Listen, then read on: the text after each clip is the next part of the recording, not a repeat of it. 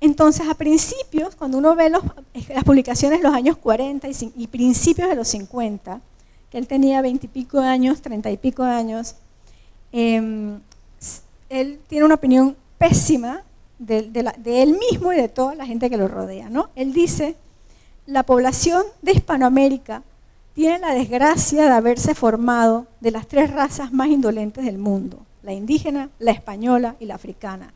Con semejantes elementos, ¿qué actividad puede esperarse de nuestros individuos? Después dice, muy parecido, en otro periódico, no solo la raza y el clima en sí mismos obran directamente, paralizando sus fuerzas, sino que la facilidad de procurarse la subsistencia la hace descuidar el trabajo, al cual solo tendría que pedirle cosas superfluas, objetos de lujo. Aquí no hay nada original. Aquí Justo Arosemena está repitiendo lo que dice todo el mundo, pero ese es el inicio. Pero algo va a cambiar, y lo que va a cambiar es él, pero también el mundo que lo rodea. Y entre 1853 y 1856 va a haber un cambio radical en el pensamiento de Justo Arosemena sobre estas cosas. ¿Y qué es lo que cambia? Primero, en el caso de Panamá, es la fiebre de oro de California y la construcción del ferrocarril, y también el incidente de la tajada de sandías. En ese momento, Justo Arosemena, que antes veía a los inmigrantes de Europa o de Estados Unidos como una influencia civilizadora, va a cambiar de idea y va a tener otra percepción. Pero también va a cambiar de idea sobre su propia gente, sobre sí mismo, sobre la gente que lo rodea. La otra cosa que ha cambiado es Colombia. La Colombia de 1855 es una Colombia, como les dije antes, ¿no? La abolición de la esclavitud, la declaración del sufragio universal masculino. Esos son cambios legales que a menudo, con la condescendencia del futuro, vemos como insignificantes. Pero vuelvo y repito, y lo voy a repetir muchas veces a lo largo de la charla, fueron cambios radicales. Y llevaron a convertir a la Nueva Granada y a Panamá en uno de los lugares más innovadores desde el punto de vista político y social de todo el mundo atlántico. ¿Qué significaba eso en la vida política y social de alguien como Justo Arosemena? Primero, hay que recordar que Justo Arosemena era un liberal convencido y que en un lugar como Panamá, pero también en otros lugares de la costa colombiana como Cartagena, eso significa que un gran número de sus copartidarios eran hombres afrodescendientes. ¿Por qué? Porque el Partido Liberal era el que había apoyado la abolición de la esclavitud y el sufragio universal masculino, que quiere decir que no tenías que tener propiedades para poder votar como ciudadano. Y desde la guerra de independencia eran los que se volvieron después, el Partido Liberal todavía no se llamaba así, pero la gente usaba el nombre, los que habían apoyado la igualdad legal independientemente del color. En Panamá, por ejemplo, los cónsules extranjeros hablaban del Partido Liberal Negro.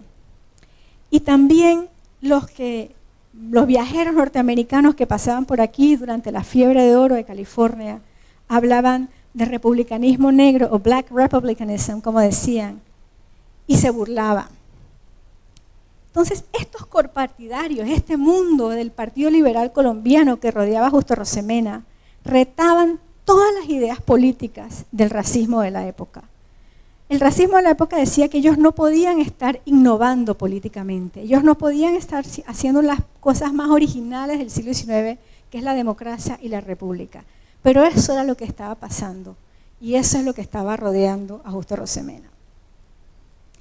Y alguien como Justo Arosemena tenía 2 opciones: o se desesperaba y pensaba que el futuro, para el país no había futuro, o cambiaba sus ideas sobre las características geográfico-raciales de su país.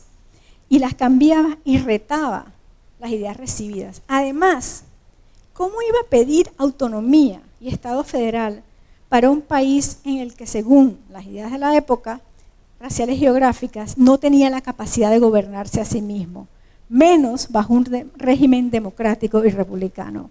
Y es que el Estado federal se escribe 3 años después de la abolición de la esclavitud y 2 años después de la implementación del sufragio universal masculino. Y es en ese contexto que casi nunca se menciona, pero que es fundamental, porque estás pidiendo autonomía en ese momento, ¿no? de una gran democracia en Colombia, cuando ese es algo muy, muy nuevo. Entonces, ¿cuál es su respuesta? Y les quiero leer algo, que es algo que es parte de lo que yo quiero llamar un republicanismo radical. Primero, él es un abolicionista convencido, pero eso no es lo más interesante. Habían, después de todo, muchos, y muchos de republicanos de la época pensaban igual. Pero esto es lo que él piensa sobre la democracia, que es interesante. Nos dice, la raza de origen latino no ha comenzado a fundar su civilización, sino con la democracia. Desde 1810 hasta hoy, ha vivido en completo drama de revueltas, de ambiciones y de sangres. ¿Pero por qué? Es porque esta raza tenía delante una tarea constante de demolición del pasado y de incesante elaboración del porvenir. Esa es la obra que la democracia ha ido realizando. La obra ha sido difícil, muchas veces insegura y movediza, pero se ha seguido adelante y se va cumpliendo irrevocablemente. Sigue. La civilización latina empieza su camino en América porque es entonces que esta raza sentimental encuentra, apelando a la democracia, el elemento de su fuerza, de su progreso, de su gloria. Esa es su solución a lo que él ha aprendido. Es decir, es la democracia lo que salva a todos.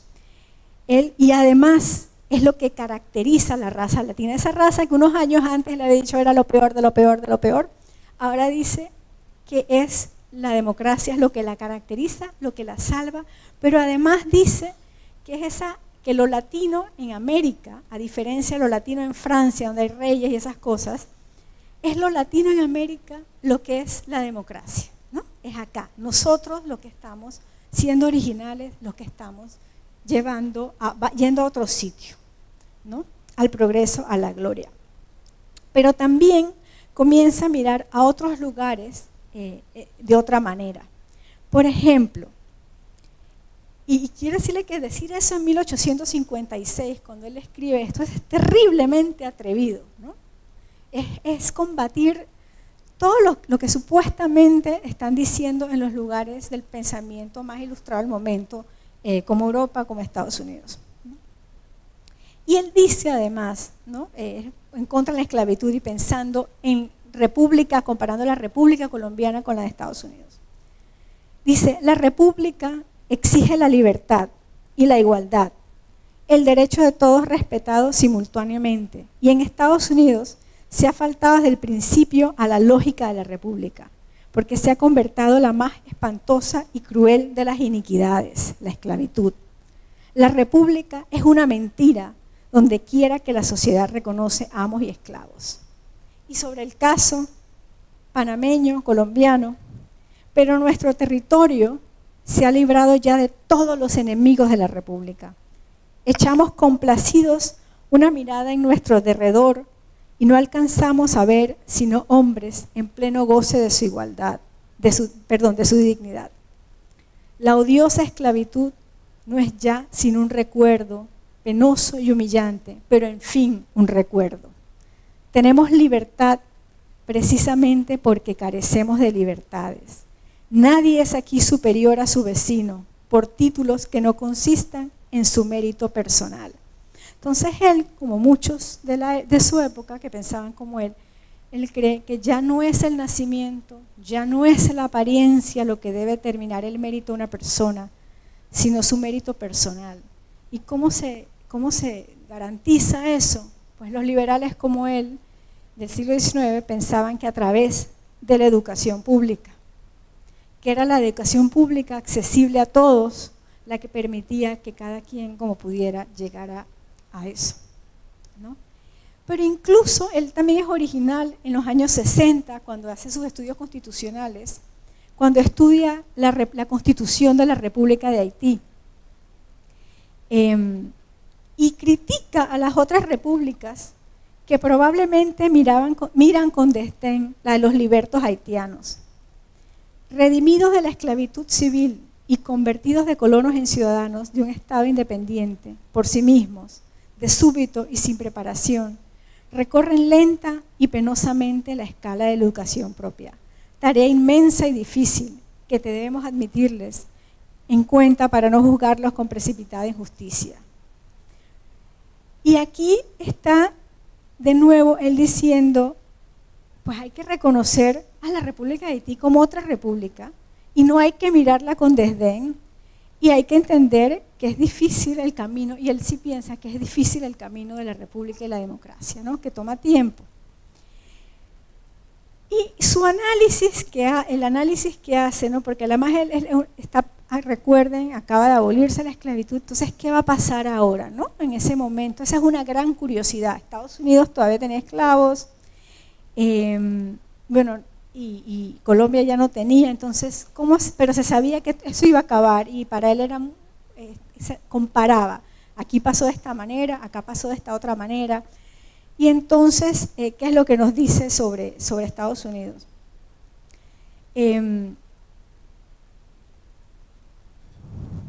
Luchan estos en la Unión Americana, los libertos del sur, con la desventaja de hallarse en contacto con una raza que apenas empieza a mirarlos como iguales y de la que una buena parte los odia y persigue.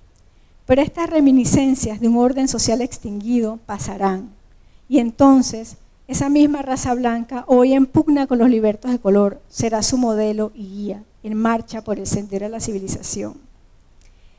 Y los haitianos, en el frenesí de la pasión reaccionaria, se han privado de aquellos conflictos pasajeros y a su vez de aquellos beneficios permanentes. Sobre Colombia dice que fue bueno que fuera gradual. Por un lado, estas declaraciones son por un lado profundamente paternalistas. En ella hay jerarquías. Y el problema, y él cree que unos tienen que educar a los otros. Todo eso muy problemático. Pero el problema no es que Justo Rosemena pensara así. Después de todo, para su época, era un pensamiento particularmente igualitario, sobre todo para un hombre de su procedencia. Lo malo es cuando a veces 150 años después todavía se piensa así. Y es que el siglo XIX y Justo Rosemena, para mí, no son unas recetas de respuestas que deben ser seguidas al pie de la letra. Lo importante, lo que hay que rescatar, yo creo, es la disposición de pensar por fuera de los esquemas, la disposición a ser original, la disposición a atreverse a pensar en grande, la disposición a no aceptar verdades solo porque estas eran las verdades compartidas por la mayoría de las personas del círculo social al que pertenecía. Y hay otro ejemplo de esto, y con esto es la última parte de mi charla, de la manera en que Justo Rosemena se enfrenta a las ideas geográfico-raciales de su época. Y revolvamos a Caldas y lo que él pensaba, ¿no? Que donde hace calor todo está mal. Y Justo Rosemena, en la Constitución, sobre todo cuando habla de Ecuador, cambia esto. Y él propone otra versión de lo que es la civilización y de lo que es el estancamiento. Para él, la civilización no tiene que ver con el clima, sino con la capacidad de cambio, de movimiento. Para él, el movimiento es el cambio, es la historia. Lo que para muchos pensadores de ese momento significaba progreso. Y mientras muchos escritos de esa época veían el trópico como un lugar donde no cambia nada, y si uno ve las imágenes del siglo XIX, uno puede ver eso muy clarito, ¿no? Pareciera, siempre te pone un poco de selva y como que nada cambia, todo sigue igual. Y si algo cambia es porque alguien lo trae, ¿no? Como el ferrocarril. Y la historia en esos momentos, en el siglo XIX, es lo que sucede en otros lugares, no acá. Y él va a decir otra cosa. Justo Rosemena convierte la tierra caliente, el litoral, en el lugar de la historia. ¿Por qué? Y esto está muy claro en su análisis de la Constitución de Ecuador, como dije, donde dice que